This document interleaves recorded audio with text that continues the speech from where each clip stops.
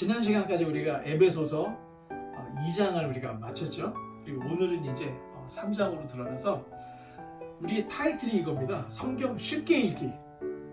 그런데 여러분들이 너무 어렵게 읽는 것 같아서 제가 좀 요새 계속 회개를 했습니다. 어떻게 하면 더 우리 형제자매들이 쉽게 성경을 읽을 수 있을까? 애를 많이 쓰고 있는데 그 중에 하나가 시간을 좀 줄이자.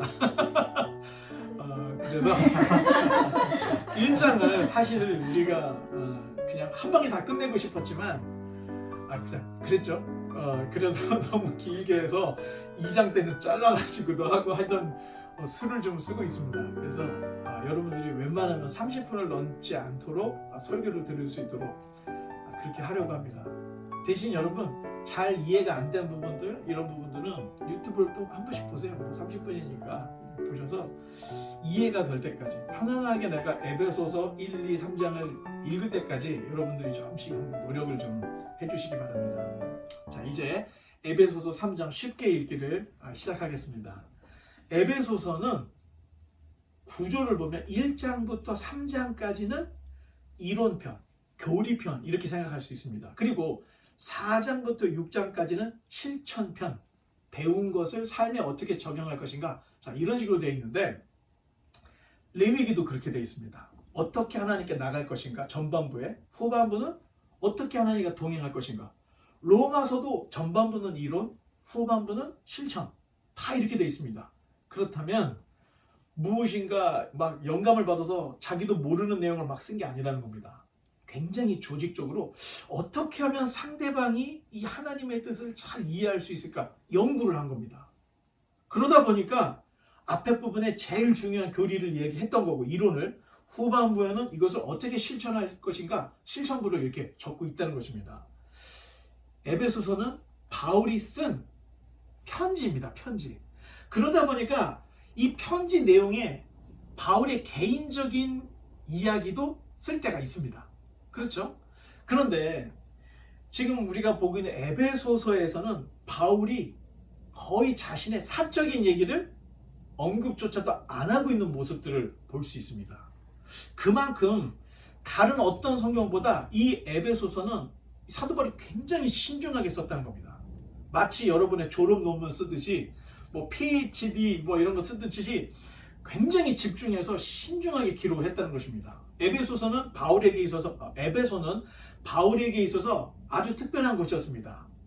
항상 쫓겨다니다 보니까 3개월 있다 아니면 일주일 있다 쫓겨나고 계속해서 여행을 다녔던 이런 모습을 우리가 볼 수 있는데, 아니 에베소에서는 2년 동안, 그리고 아예 그냥 학당을 빌렸어요. 그래서 두란노 소원이라는 빌려서 2년 동안 밤낮 매일매일 성경을 강론했다.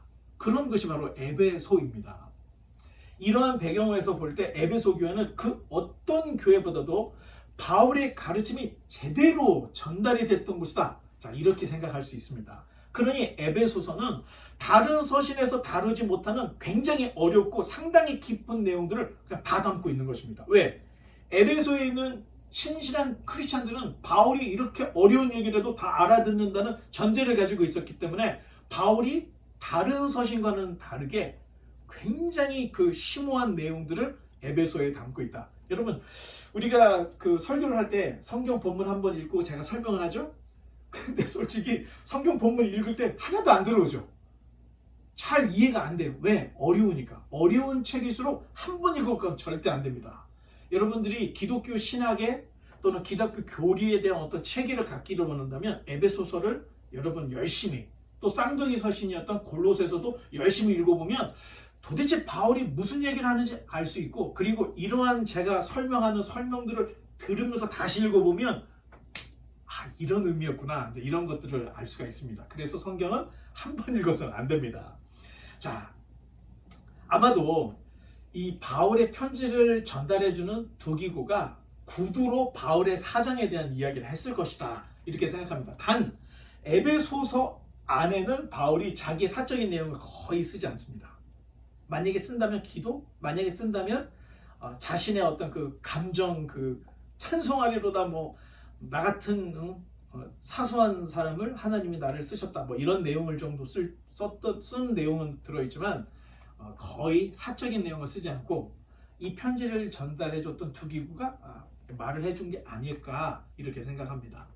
에베소서에서 바울이 말하고 싶은 내용은 전에도 한번 말씀을 드렸다시피 하나님의 예정에 기초한 교회론을 이야기를 하고 있습니다. 그러니까 교회라는 것이 우리가 지금 살고 있는 미국 또는 한국, 여기는 교회가 정말 많습니다, 여러분. 우리 저희 같은 경우에 가정집에 있는 교회들도 있고, 또 우리가 한국에 갔다 보면 상가 건물 2층, 3층, 4층 교회인 곳도 많고 교회가 많습니다. 그런데 여러분, 전 세계적으로 보면 교회는 그렇게 많지 않습니다. 집중되어 있는 거예요. 집중되어 있는 거. 그러다 보니까 집중되어 있는 곳에 살다 보니까 교회가 굉장히 흔하게 우리가 생각됩니다. 그러니까 여기서 좀 싸우면 저리로 가고, 저기서 좀 싸우면 이리로 가고, 자꾸 이렇게 수평 이동들이 일어나고 그러는데, 사실은 교회라는 것이 이 하나님의 그 예정에 기초한 엄청난 그 주님의 몸된 교회다. 바울이 이런 교회론을 지금 말을 하고 있는 것입니다. 교회는 하늘에 속한 이 하나님이 우리에게 줄 수 있는 7가지 신령한 복을 받은 사람들이 모여있는 공동체다. 이렇게 바울이 얘기를 했죠.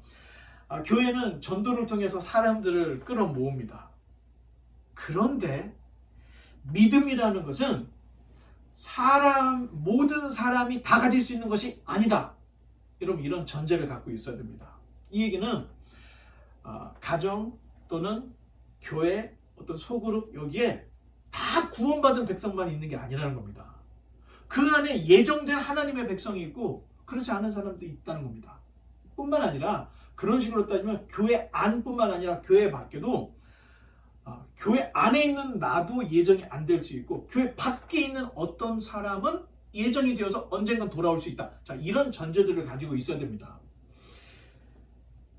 믿음이라는 것은 바울이 선물이다, 기프트다, 이렇게 얘기를 하고 있는데, 선물은 여러분 누구에게 줍니까? 선물은 누구에게 주죠? 주고 싶은 사람에게. 다 주는 게 아니에요. 여기 지금 딱 줄을 서 있고 앉아 있으니까 너 이게 아니고, 내가 이 중에서도 주고 싶은 사람한테만 준다는 겁니다. 그래서 성경에서 바울이 표현하는 것은 선물이다 하는 이유는 하나님이 주고 싶은 사람에게 주는 것이기 때문에 선물이라고 이야기를 한다는 겁니다. 따라서 구원은 내가 받고 싶어서 받는 것이 아니라 하나님의 영원한 계획 속에 예정된 선물이기 때문에 이거는 안 줘도 될 거를 줬다 해서 그레이스, 은혜다. 그래서 하나님의 구원은 하나님의 은혜이고 선물이다. 자, 이런 표현을 쓰고 있다는 겁니다. 여러분, 눈들이 지금 바짝바짝한 거 보니까 이해했어, 깨달아서 하는 그런 표정들이 지금 있는데, 여러분 아주 좋습니다. 그런 표정을 계속 유지해 주시기 바랍니다. 예정의 궁극적인 목적은 너는 구원받을 사람, 너는 구원받지 못할 사람, 이게 아니라는 겁니다. 예정의 궁극적인 목적은 주님의 몸된 교회를 세우는 데 있다. 여러분 꼭 잊지 마시기 바랍니다. 자, 이제 이런 전제들을 가지고 지난 시간까지 이야기했던 걸 한번 저희가 리뷰를 했고, 이제 앞으로 바울이 이 3장에서 어떤 이야기를 하는지 한번 보겠는데, 이렇게 또 옛날처럼 여러분 돌아가 주시고, 자, 1절을 한번 읽어 주시기 바랍니다. 이러므로 그리스도 예수의 일로 너희 이방인을 위하여 갇힌 자가 된 나 바울이 말하거니와. 아멘. 감사합니다. 옛날 개역 성경에는 말하거니와 이게 나 바울은 하고 이 말줄임표가 있습니다. 띵띵띵띵. 이게 무슨 의미냐면 기냐면 뒤로 한 번만 넘겨주시면, 자, 여기 영어 NLT 버전에도 여기가 이렇게 땡땡땡땡 돼 있죠. 바울이 어떻게 보면 예수 그리스도의 일로 너희 이방인을 위하여 갇힌 자 된 나 바울은 하면서 눈물을 쭉쭉쭉쭉 흘리고 있었던 게 아닌가. 그 옆에서 그걸 쓰다가 이방인에게 복음을 전하기 위해서, 이방인들을 위해서 내가 갇힌 자 되었다, 그 말을 잊지 못하니까 그 옆에서 그 에베소서를 써주는 사람이 점점점 이렇게 생각하면서 보면 이게 진짜 바울이 눈물로 편지를 썼구나, 이런 걸 우리가 느낄 수가 있다는 겁니다. 여러분도 알고 저도 알다시피 사도 바울은 유대인 중에 유대인이었고, 이스라엘의 최초의 왕이었던 이 베냐민 지파 사람이었습니다. 그리고 자기 자신이 바리새파 사람이라고 얘기했는데 이 바리새파 중에서도 율법의 최고 학자였던 가말리엘의 제자였다. 자기가 이렇게 얘기를 합니다. 그런 바울이 예수님을 만나고 그의 인생의 진로가 완전히 바뀌었습니다. 바울은 그리스도인이 되었다고 해서 자 이제 내가 그리스도인이 되었으니 그냥 무능력한 무명인으로 살거나 또 누군가에게 기대고 누군가에게 도움만을 받으려고 하는 이렇게 연약한 사람이 되지 않았다는 것을 볼 수 있습니다. 오히려 오늘 본문에서처럼 너희 이방인을 위하여 갇힌 자 된 나 바울 이렇게 이야기하면서 오히려 갇혀 있으면서도 당당한 이런 모습들을 우리는 찾아볼 수 있습니다. 자, 2절로 4절의 말씀을 또 계속 읽어보겠습니다.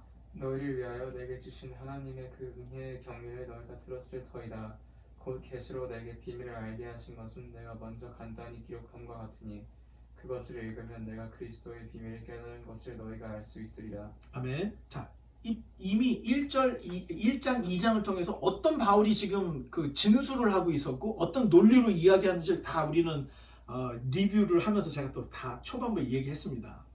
바울이 깨달은 비밀, 그 하나님의 경륜에 대해서 바울이 이야기를 했는데 이 경륜, 여러분 어려운 단어라 그랬죠. 경륜 하면은 우리가 자꾸 자전거 경기를 생각하는데 이 경륜이라는 말에 경이 뭐라 그랬죠? 뜨개질, 뜨개질 실로 뭔가를 만드는 거. 류는 물고기 낚싯줄로 뭔가를 잡는 거. 그래서 두 개를 합쳐서 얘기를 해보면 이코노모스인데 영어로는 이코노미. 이게 살림살이라는 뜻입니다. 살림살이. 그럼 그 얘기가 뭐냐면 하나님이 자기가 예정을 하고 선택하고 다 모든 것들을 구상을 한 그 뜻을 어떻게 이끌어 가신지 어떻게 생각하면 섭리라 그러죠. 하나님이 세상을 이끌어가는 섭리 방식을 다른 말로 더 큰 의미로는 경륜이다. 그거를 성경에서는 비밀의 경륜, 하나님의 은혜의 경륜 이렇게 바울이 쓰고 있습니다. 바울이 이런 것들을 깨달으니 바울의 삶이 바뀔 수밖에 없었던 겁니다. 지금까지 자기가 인생의 목표를 가지고 살아갔던 그 삶과 예수님을 만나고 난 이후 내가 이제 어떤 삶을 살아야 되겠구나 이걸 깨달았기 때문에 가만히 있을 수가 없었던 겁니다.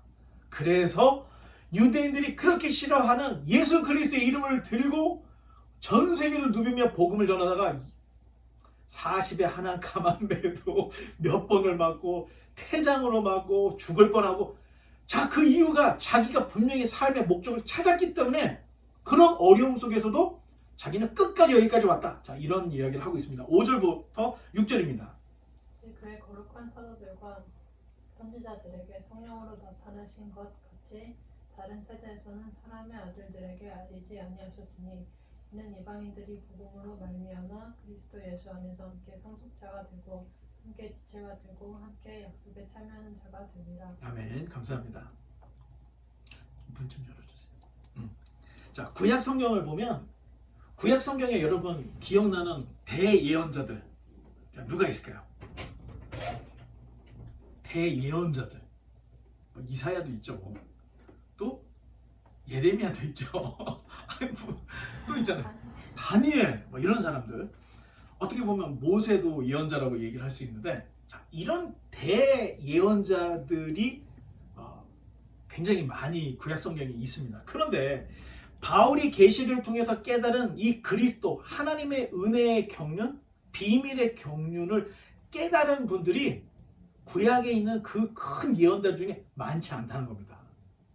물론 하나도 몰랐다 이렇게 말할 수는 없지만 구약에 있는 그 큰 예언자들이 보고 깨달았던 것은 이 전체 그림의 일부분밖에 되지 않다. 이렇게 여러분 생각할 수 있습니다. 자, 이 모든 비밀, 이 비밀들이 그리스도 예수 안에 있기 때문에 예수님이 이 땅에 오신 후에야 깨달을 수 있는 비밀이었기 때문에 예수님 오기 전에 선지자들은 그들이 아무리 큰 환상을 보고 아무리 큰 계시를 받았다 할지라도 하나님의 그 비밀의 경륜에 아주 일부 이 정도밖에 보지는 못했던 겁니다. 근데 바울이 자기 자신이 그 하나님의 비밀의 경륜을 이제 깨달았다는 겁니다. 왜? 구약을 다 알고 있는 학자였는데 예수 그리스도를 만나고 난 후에 모든 것들이 이사야가 이만큼 예언했던 거, 다니엘이 이만큼 얘기했던 거, 예레미야가 했던 게 나중에 예수님을 만나고 보니까 그분들이 예언했던 것들이 다 맞춰져 가지고 야, 하나님의 이 놀라운 비밀의 경륜을 내가 깨달은 거구나. 바울이 그때 그거를 깨달았다는 이야기를 지금 하고 있는 겁니다.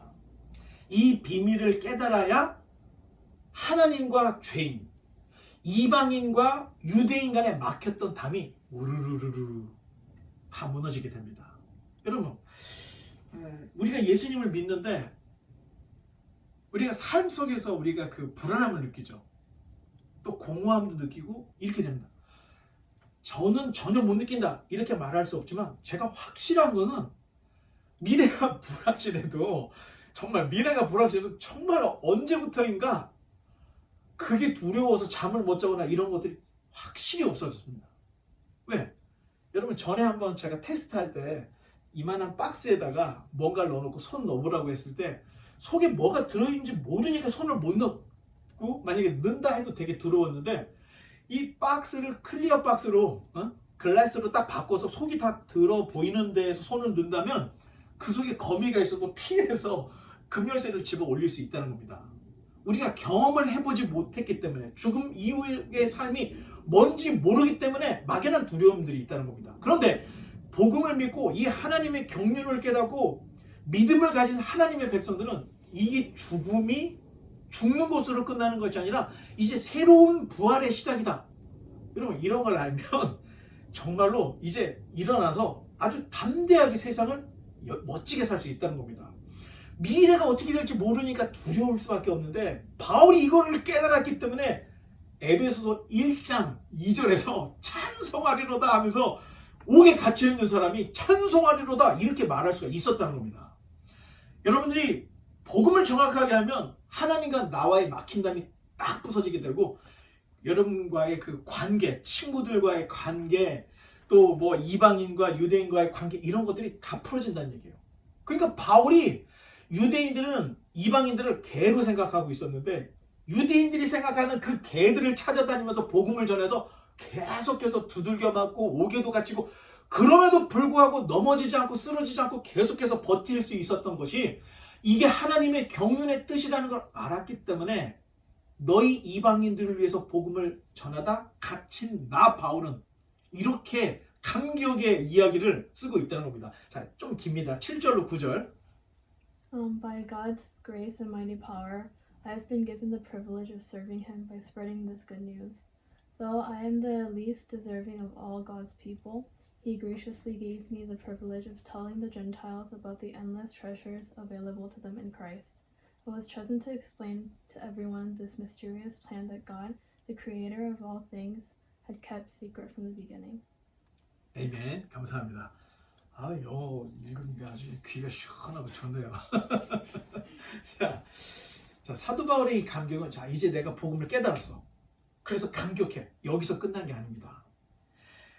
지극히 작고 천한 사람과 같은 이 보잘것없는 이 바울 자기 자신을 그걸 깨닫게 해준 걸로 끝난 게 아니라 전 세계를 다니며 복음을 증거할 수 있는 사도로 자기를 세워줬다는 겁니다. 바울은 살아생전에 예수를 못 봤습니다. 봤는지 안 봤는지 정확히 모르겠지만 예수님의 12제자도 아니었고 예수님을 따라다니는 사람도 아니었습니다. 나중에 예수님이 죽고 부활하고 뭐 교회가 시작이 됐을 때 교회를 다 때려 부시려고 칼을 들었던 사람이었는데 이 사도 바울이 다메섹을 가는 중간에 예수님을 만나고 거기에서 인생이 완전히 바뀐 겁니다. 그리고 이 하나님의 비밀의 경륜을 깨닫고 그때부터 지금 이 로마의 감옥에 갇힐 때까지 어떻게 생각하면 밥 먹는 시간 빼놓고 쉴 새 없이 복음을 전하며 온 세계를 누볐다. 자, 우리 이렇게 볼 수 있는데 바울은 그거에 대한 또 감격이 있는 겁니다. 쓰레기 같은 나를 하나님이 딱 잡아가지고 사도로 세워주고 이 하나님의 이 비밀의 이 경륜을 증거할 수 있는 하나님의 제자, 도구로 사용한 거에 대한 이 특별한 감격이 바울에게 있었던 겁니다. 마치 여러분 학교에서 수업을 하고 있는데 교수님이나 선생님이 누구 잠깐 와보라고 그래서 교무실에 가서 내 책상에 가면 첫 번째 서랍을 열면 거기에 까만 봉투가 있는데 그거 좀 갖다 줄래? 그거 가면 여러분 이게 아무것도 아닌 것 같지만 학교를 다닐 때 그럴 때는 선생님이 누군가에 이렇게 따뜻하게 뭔가 부탁해서 심부름을 간다 보면 야, 저 친구는 선생님하고 굉장히 친밀한 사람인 거구나 이렇게 좀 부러움의 대상이 되고는 했는데 요즘은 안 그러나요? 얼굴 표정들이 뭔 소리가 하는데 제 어렸을 땐 그랬습니다. 그래서 선생님도 아무나한테 심부름을 시키지 않고 반장, 부반장, 그리고 선생님이 믿을 만한 사람한테만 심부름을 시켜서 선생님께 심부름을 받았다 하면은 저 친구는 선생님한테 인정받은 친구구나. 자, 이렇게 인식을 했던 제 과거가 있는데 여러분도 아마 그런 느낌이 어떤 느낌인지 알 텐데 바울이 그랬다는 겁니다.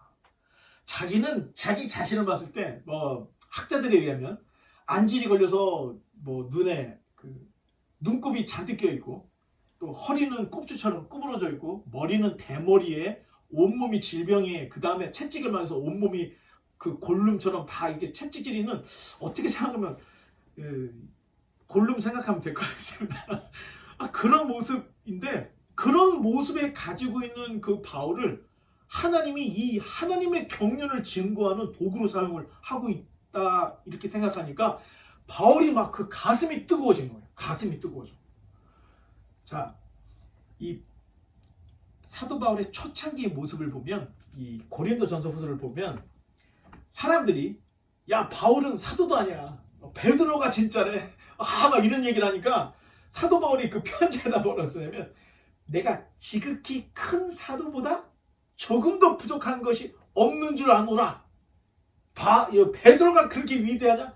나 베드로만큼 위대한 사도야? 자, 이런 내용을 썼습니다. 정말로 성경 보면. 그러다가 오늘 본문에는 모든 성도 중에 지극히 작은 자보다 더 작은 자기 자신이라고 이렇게 얘기를 합니다. 그런데 마지막 사도 바울이 죽기 전 마지막에 썼던 이 디모데 후서를 보면 내가 죄인 중에 괴수다. 자기 자신을 그렇게 얘기를 합니다. 시간이 가면 갈수록 이 더 겸손해지고 하나님 앞에 머리를 숙이고 교회에 머리를 숙이는 이런 섬김의 모습을 이 대사도의 모습에서 우리는 볼 수 있다는 겁니다. 그러니까 여러분 교회에서 뭐 좀 안다. 그러면은 머리 청정해. 야, 나 그거 좀 알고 너 그거 모르고 너 틀린 거야. 자, 이러지 마시고 여러분 고개를 계속 숙여져서 우리의 그 믿음과 우리 신앙이 정말로 아주 강력한 이런 바울 같은 사람이 되기를 바랍니다. 신앙이라는 것이 이 젊은 시절에 어떤 한 시점에 반짝하고 끝나는 게 아니라는 겁니다. 바울은 젊어서부터 지금까지 이제 죽음을 앞둔 한 3년 정도 이제 바울이 남았을 텐데 내 인생 전체를 통해서 계속해서 성장해 나가는 것 이것이 바로 신앙이라는 겁니다. 여러분 사이클이 있죠? 어쩔 때는 내가 하나님하고 좀 가까워질 때도 있고 어떨 때 좀 멀어지는 것 같고 자꾸 이런 사이클이 있습니다. 그런데 여러분 시간이 가면 갈수록 이렇게 들쑥날쑥한 게 물 깊이 들어가면 소리가 안 납니다. 여러분 물에 갈 때 처음에 들어갈 때 어떻게 해요? 첨벙 첨벙 첨벙 첨벙 소리 나죠? 그러다가 물이 점점점 깊어지면 소리가 안 나. 그리고 조용히 그냥 물에 들어가는 거하고 마찬가지라는 겁니다. 지금 만약에 첨벙첨벙 되면 아직도 모르는 거고 깊이 들어갔다면 여러분 그 깊음 하나님의 이 진리의 깊음에 여러분들은 더 겸손해지고 더 많은 바울과 같은 사역을 할 수 있습니다. 자, 이제 10절로 12절의 말씀을 또 읽어주시기 바랍니다. 이는 이제 교회로 말미암아 하늘에 있는 통치자들과 권세들에게 하나님의 각종 지혜를 알게 하려 하심이니 곧 영원부터 우리 주 그리스도 예수 안에서 예정하신 뜻대로 하신 것이라. 우리가 그 안에서 그를 믿음으로 말미암아 담대함과 확신을 가지고 하나님께 나아감을 얻느니라. 아멘. 감사합니다. 지금 읽어도 무슨 말인지 모르겠죠? 하늘에 있는 통치자, 권세.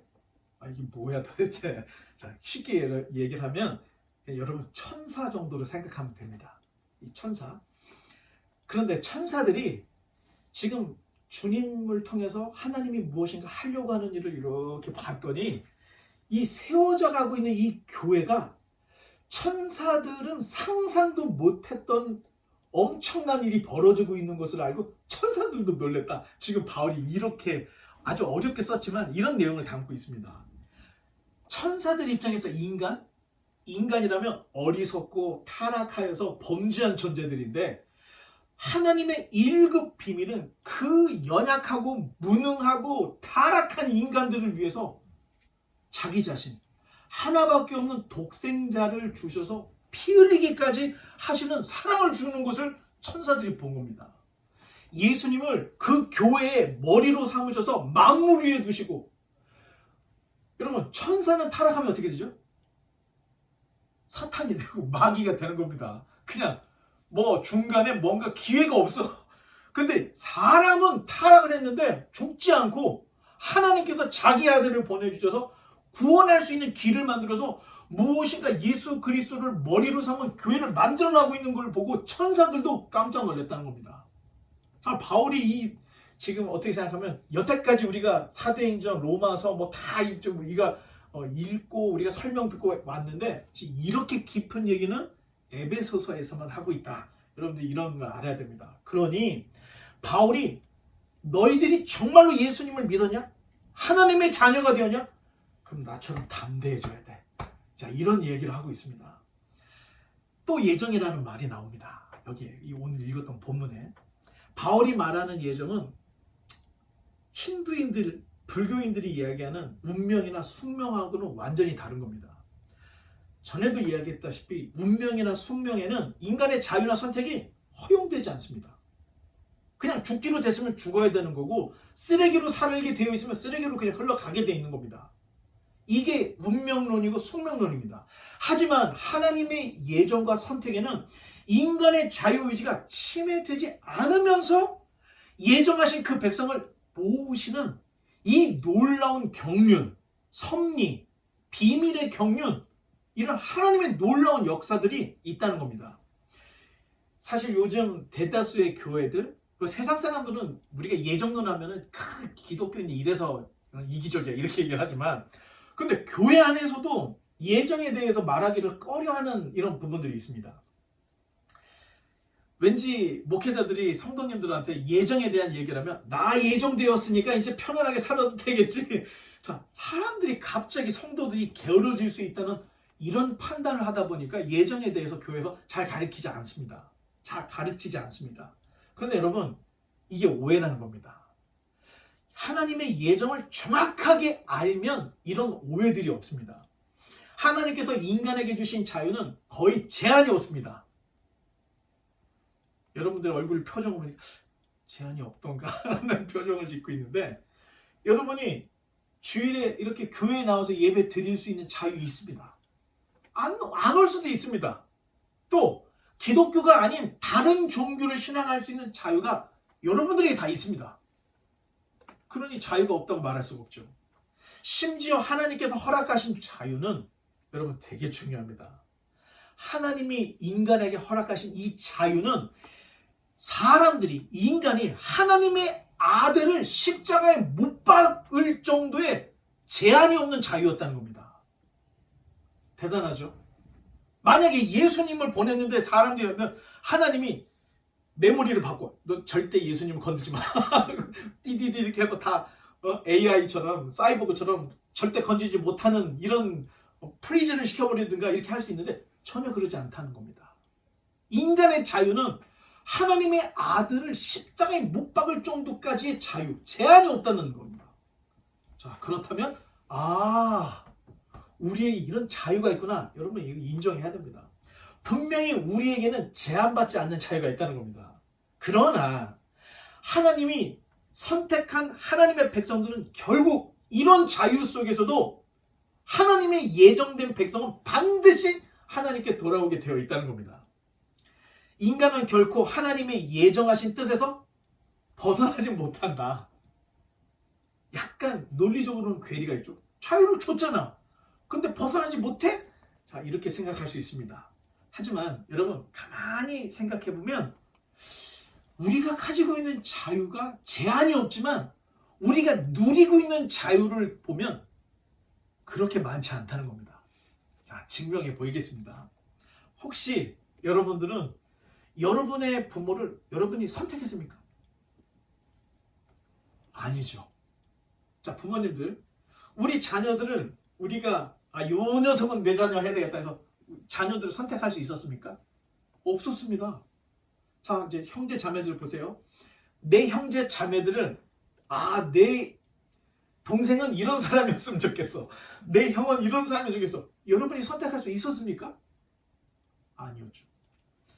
요즘은 성별을 바꾸기도 하지만 여러분이 처음 태어날 때 그 성별을 내가 남자로 태어나고 싶어서 남자로 태어난 사람 없죠. 여자로 태어나고 싶어서 여자로 태어난 사람 없습니다. 미안한 이야기지만 여러분은 여러분의 외모, 여러분의 성격, 체질, 지능, 재능 여러분들이 하나도 선택해서 가진 게 없다는 겁니다. 주어진 거예요. 주어진 거. 그렇다면 여러분 하나님이 예정을 하셨다는 거 맞죠? 그런데 교회 올 수도 있고 안 올 수도 있는 이런 자유, 내가 학교를 여기를 가든 저기를 가든 이 자유가 다 여러분들에게 있다는 겁니다. 자, 이 두 개를 구분해서 여러분이 깊이 생각하면 우리가 하나님을 인정 안 할 수가 없다는 겁니다. 자, 그렇다면 여러분 내 의지와 상관없이 주어진 게 많을까요? 아니면 내 마음대로 선택할 수 있는 자유 선택할 수 있는 게 많을까요? 자, 오늘 카톡 시간에 이거에 대해서 우리가 함께 이야기를 나눠보려고 합니다. 내가 선택할 수 있는 게 얼마나 될 수 있는지 이런 걸 한번 이야기를 해보면서 과연 그러면 내 삶은 무엇인가 이런 것들 나눠보겠습니다. 이제 13절을 또 읽어주시기 바랍니다. 그러므로 너에게 구하노니 너희를 위한 나의 여러 환난에 대하여 낙심하지 말라. 이는 너희의 영광이니라. 아멘. 바울은 자신의 투옥에 대해서 이 에베소에 있는 성도들에게 너무 염려하지 마. 괜찮아. 자, 이런 얘기를 하고 있습니다. 바울이 뭔가를 잘못해서 투옥된 것이 아니라 창세전에 그리스도 안에서 예정하신 그 비밀의 계시를 이방인인 너희들에게 증거하다가 내가 투옥이 돼서 지금 재판을 받고 있는 중이야. 그러니까 걱정하지 말고 영광인 줄 알아. 자, 이런 얘기를 하고 있는 겁니다. 내가 지금 갇혀있는 게 이게 영광이고 나를 바라보는 너희 그리고 내 복음을 받은 너희 영광이야. 그래서 우리 그 안영미 코미디언이 영광인 줄 알아 이것들아 이러는데 바울이 여기서 이게 바로 영광이야. 자, 이런 이야기를 하고 있습니다. 이제 마지막, 제가 오늘 설교를 길지 않게 한다고 얘기했죠. 네, 약속 지킵니다. 14절로 21절은 지금까지 설명했던 것을 또 기도로서 바울이 이야기를 하는데 우리 다 같이 14절로 21절을 기도하는 마음으로 바울의 심정으로 한번 같이 읽어보겠습니다. 시작. 이러므로 내가 하늘과 땅에 있는 각 족속에게 이름을 주신 아버지 앞에 무릎을 꿇고 비노니 그의 영광의 풍성함을 따라 그의 성령으로 말미암아 너희 속사람을 능력으로 강건하게 하시오며 믿음으로 말미암아 그리스도께서 너희 마음에 계시게 하옵시고 너희가 사랑 가운데서 뿌리가 박히고 터가 굳어져서 능히 모든 성도와 함께 지식에 넘치는 그리스도의 사랑을 알고 그 넓이와 깊이와 높이와 깊이가 어떠함을 깨달아 하나님의 모든 충만하신 것으로 너희에게 충만하게 하시기를 구하노라. 우리 가운데서 역사하시는 능력대로 우리가 구하거나 생각하는 모든 것에 더 넘치도록 능히 하실 이에게 교회 안에서와 그리스도 예수 안에서 영광이 대대로 영원 무궁하기를 원하노라. 아멘. 이렇게 장엄한 기도로 3장을 끝냈습니다. 이제 말씀의 결론 맺겠습니다. 온 우주의 교회는 하나밖에 없습니다.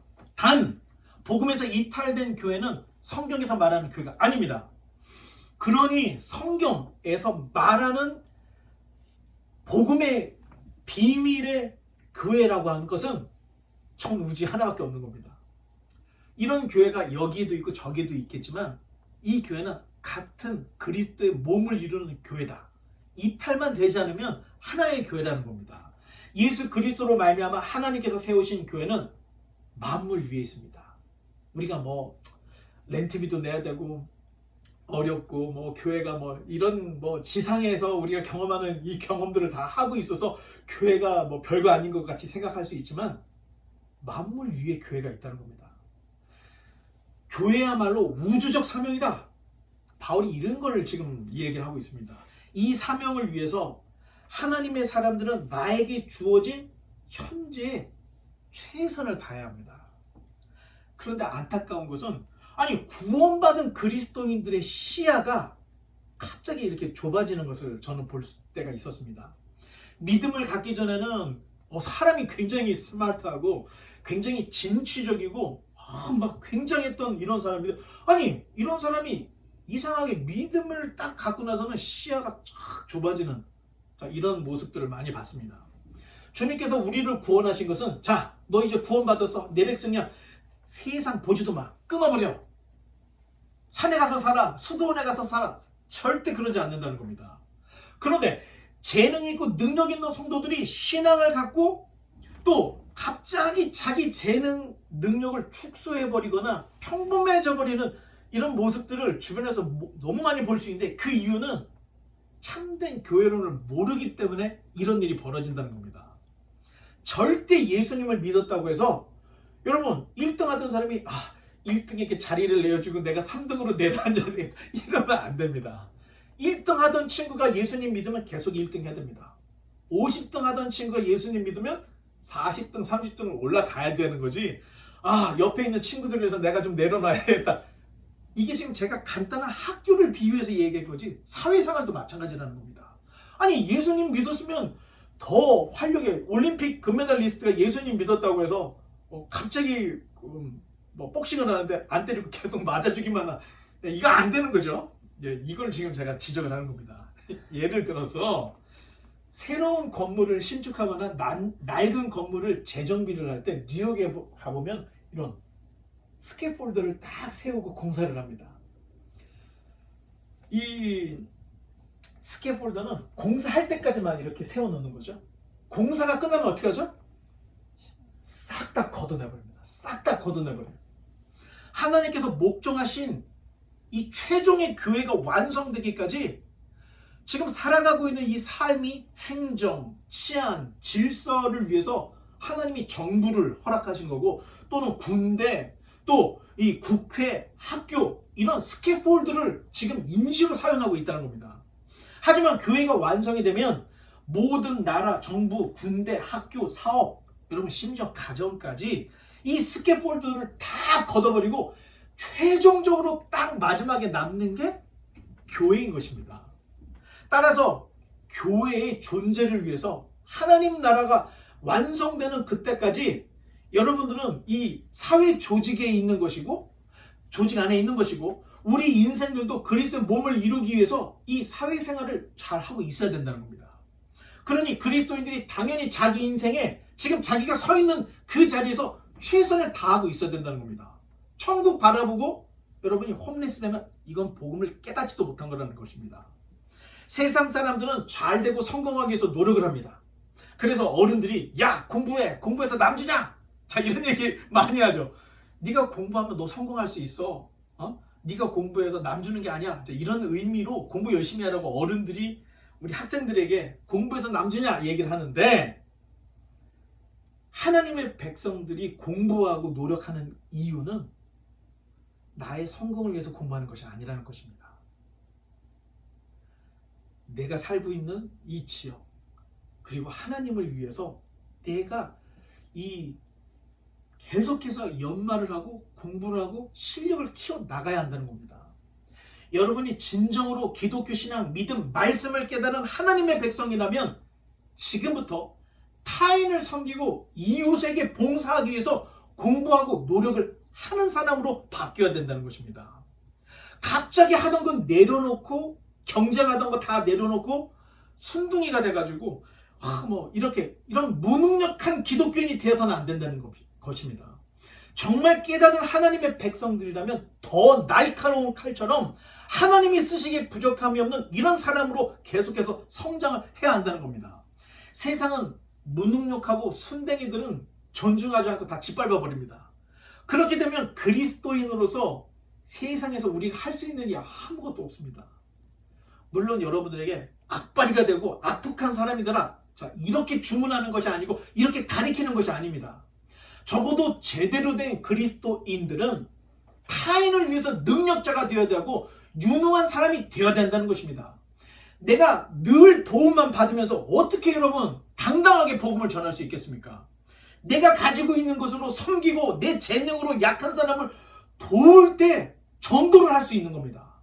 사도 바울이 이렇게 많은 사역을 할 수 있었던 것은 로마의 사도들이, 다른 사도들이 없던 로마의 시민권을 가지고 있었기 때문에 여행이 자유로웠던 것이고, 아니 어부 출신들 세리들이 뭐를 공부를 했겠습니까?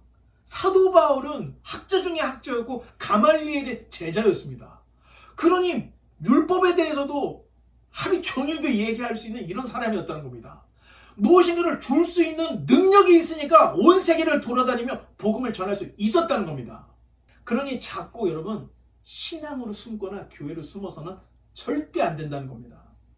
오히려 그리스도인들은 가슴을 꽉 펴고 하나님이 우리에게 주시는 날개를 쫙 펴고 창공을 나르는 독수리처럼 날아올라야 된다는 겁니다.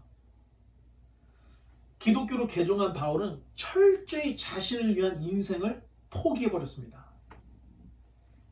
아마 바울이 그대로 갔으면 대치사장쯤은 하지 않았을까, 정말 이렇게 생각해 볼 수 있습니다. 그런데 다메섹 도상에서 예수님을 만나고 난 이후의 사도 바울의 삶은 주님을 위한 삶, 이방인을 위한, 남을 위한, 타인을 위한 사람을 평생 살고 있는 모습을 볼 수 있습니다. 이거는 사도 바울뿐만 아니라 베드로도 그랬고 12 제자, 예수님의 제자다, 예수님을 따른다 하는 사람은 다 인생의 목표가 바뀌더라는 겁니다. 지금까지는 나를 위해서 살았지만 이제 예수님을 만나고 난 이후부터는 똑같이 더 열심히 사는데 그 열심히 사는 게 내 성공이 아닌 하나님의 영광을 위해서, 이웃을 위해서, 그래서 더 열심히 자기 인생을 살더라. 예수님 그랬죠, 베드로에게. 네가 젊어서는 띠뛰고 다녔지만 이제 네가 나이가 들면 남들이 너를 이끌어줄 거다, 이런 얘기를 했는데, 여러분 신앙이라는 게 그렇다는 겁니다. 신앙이 잘못되거나 어렸을 때는 다 자기, 주여 주여 주시옵소서, 이거 주시고 저거 주시고 매일 내가 필요한 것만 하나님을 마치 소신처럼 생각하고 있지만, 진리를 깨닫고 성숙한 후에는 이제 그런 것들을 구하지 않는다는 겁니다. 그리고 오히려 나에게 주어진 삶 속에 최선을 다해서 여러분이 성공해서 여러분이 큰 나무, 여러분 예수님이 겨자씨 비유를 했죠. 겨자씨는 보이지도 않는 나무다. 근데 이게 심었더니 이게 큰 나무가 돼서 새들이 깃들었다, 이 얘기를 하긴 하는데, 제가 그냥 비유를 그냥 평범하게 여러분들이 설명을 한다면, 여러분 한 사람이 한 사람이 고목이 돼야 된다는 겁니다. 여러분 밑에 수많은 새들이 들어와서 살려고 하는 이런 멋진 나무, 여러분 이렇게 되지 않으면 여러분의 기독교인으로서의 삶이라는 것은 어찌 생각하면 하나님께 칭찬받지 못한 실패로 끝날 수 있다는 겁니다. 지금부터 여러분의 삶의 목표는 바뀌었습니다. 공부해서 남주냐? 그러니까 내가 열심히 공부해서 성공했다. 다 내려놓고 하나님의 영광을 위해서, 그리고 내 주변에 있는 사람들을 돕기 위해서 여러분 지금까지 했던 공부보다 더 열심히, 지금까지 노력했던 것보다 더 열심히. 여러분 의사들도 돈 많이 벌려고 하는 거, 이게 일반 사람들의 생각이에요. 그런데 영혼을 고치기 위해서 내가 사람의 몸을 고칠 필요가 있어서 내가 의사가 된다. 여러분 우리 인생이 이렇게 바뀌어야 된다는 겁니다. 내가 멋있는 드레스를 만들어서 내가 멋진 패션 디자이너가 돼야지, 자, 이런 게 아니라는 겁니다. 이 어두워져가는 세상 속에 내가 하나님의 영광을 드러내는 아주 멋있는 이 빛 같은 이 패션을 만들어서 수많은 사람들의 마음을 비춰주겠다. 자, 이렇게 우리의 삶이 바뀌어야 된다는 것입니다. 그러면 여러분 지금까지 10시간 잤던 사람 잠을 좀 줄여야 됩니다. 그리고 유튜브 게임 하루에 5시간 6시간 했던 사람 좀 줄여야 됩니다. 이건 내 취미로 조금 줄이고, 나머지 시간 여러분이 공부하면서 여러분이 정말로 쓰임받을 수 있는 바울과 같은 이런 사람으로, 이런 모습으로 바뀌어야만 여러분의 삶은 하나님의 영광을 드러내고 또 수많은 사람들을 살릴 수 있는 이러한 복된 삶을 살 수 있다는 겁니다. 바라기는 우리 모두가 바울과 같이 주님을 위해서, 이웃을 위해서 헌신하며 살아갈 수 있는 저와 여러분 되시기를 주님의 이름으로 간절히 축원합니다. 기도하겠습니다. 하나님 아버지 감사합니다.